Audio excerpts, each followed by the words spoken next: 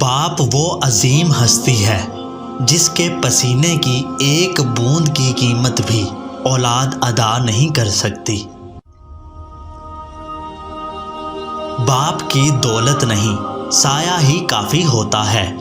بے شک اگر ماں کے قدموں کے نیچے جنت ہے تو باپ کے بنا بھی جنت کا دروازہ نہیں کھلے گا۔ باپ کا ہاتھ پکڑنا سیکھو، زندگی بھر کسی کے پاؤں پڑنے کی نوبت نہیں آئے گی۔ ماں باپ کی نافرمانی موت سے پہلے موت کا اعلان ہے۔ باپ کی اپنے بچوں کے حق میں کی گئی دعا سیدھی اللہ پاک تک جاتی ہے۔ ماں کی جتنی ضرورت تمہیں بچپن میں ہوتی ہے اتنی ضرورت ان کو بڑھاپے میں تمہاری ہوتی ہے۔ ماں کے پاؤں تلے جنت ہے، لیکن یاد رکھو باپ کی ناراضگی تمہیں جہنم میں نہ پہنچا دے۔ ماں باپ سے کبھی شکوہ نہ کرنا کہ انہوں نے آپ کو کیا دیا، شاید ان کے پاس بھی ساری زندگی صرف یہی تھا۔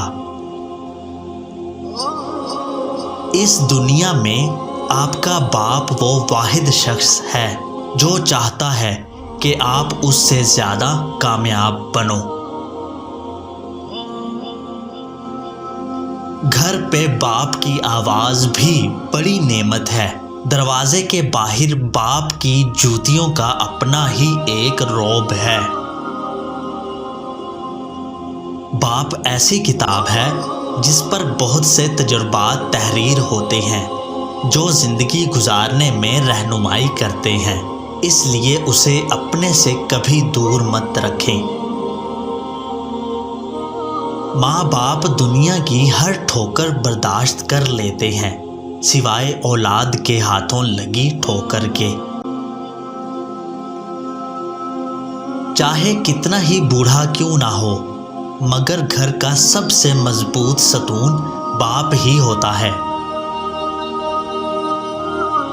کندھوں پر میرے جب بوجھ پڑ جاتے ہیں، میرے بابا مجھے شدت سے یاد آتے ہیں۔ جس کو ماں باپ کی بات سمجھ نہیں آتی اس کو زمانہ بہت اچھے سے سمجھاتا ہے۔ کبھی وقت ملے تو اپنے والدین کے چہروں کی طرف دیکھنا، آپ کو پتہ چلے گا کہ آپ کا مستقبل بناتے بناتے وہ خود کتنا ٹوٹ چکے ہیں۔ جیب خالی ہو پھر بھی منع نہیں کرتا، باپ سے امیر انسان دیکھا نہیں میں نے۔ جو مانگو دے دیا کر، اے زندگی کبھی تو میرے باپ جیسا بن کے دکھا۔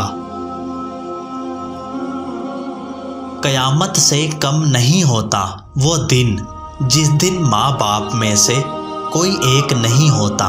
اللہ پاک سب کے سروں پر والدین کا سایہ سلامت رکھے۔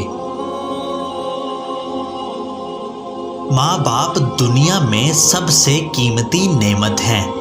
ماں نہ ہو تو دل کو دلاسا دینے والا کوئی نہیں ہوتا، اور اگر باپ نہ ہو تو زندگی کی دوڑ میں اچھا مشورہ دینے والا کوئی نہیں ہوتا۔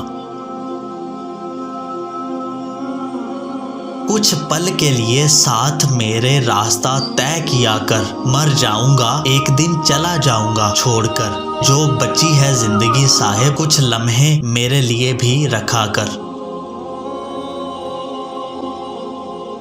اگر ہو گود ماں کی تو فرشتے بھی کچھ نہیں لکھتے، جو ممتا روٹھ جائے تو کنارے پھر نہیں دکھتے۔